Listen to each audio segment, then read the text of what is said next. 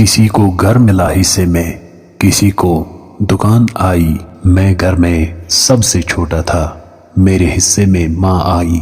जब भी किश्ती मेरी सैलाब में आ जाती है, माँ दुआ करती हुई ख्वाबों में आ जाती है। माँ की दुआ न शफ़क़त का साया है, आज अपने हाथ अपना जन्मदिन मनाया है।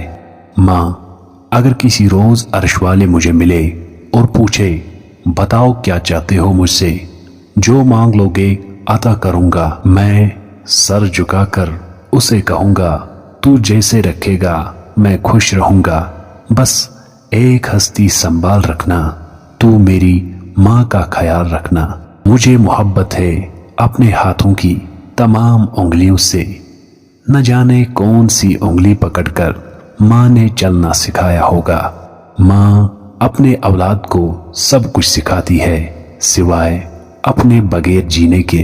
लबों पे उसके कभी बद्दुआ नहीं होती, बस एक माँ है जो कभी खफा नहीं होती। आज भी मौत ने मुझको आवाज न दी, आज फिर माँ की दुआ असर कर गई। मैं मानता हूँ कि दुनिया का कोई रिश्ता छोटा बड़ा नहीं होता, लेकिन माँ के बराबर कोई और खड़ा नहीं होता। माँ के चेहरे को देखकर मुस्कुराया करो, हर किसी की किस्मत में हज नहीं होता।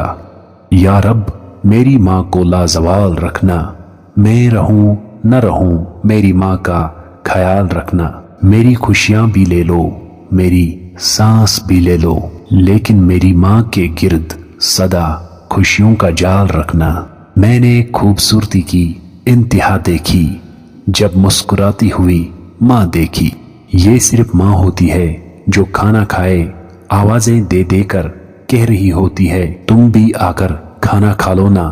और अगर आप इनकार करो तो जब भी आप खाना खाने लगो तो आपका हिस्सा ढांप कर रखा हुआ होता है हिफाजत से। या अल्लाह, ये माएँ कितनी प्यारी होती हैं, इनको हमेशा सलामत रखना। अगर आपकी प्यारी माँ भी आपके लिए खाना ढांप कर रखती है तो हमारे चैनल को जरूर सब्सक्राइब करें और इस वीडियो को भी लाइक करें। जज़ाकल्लाह।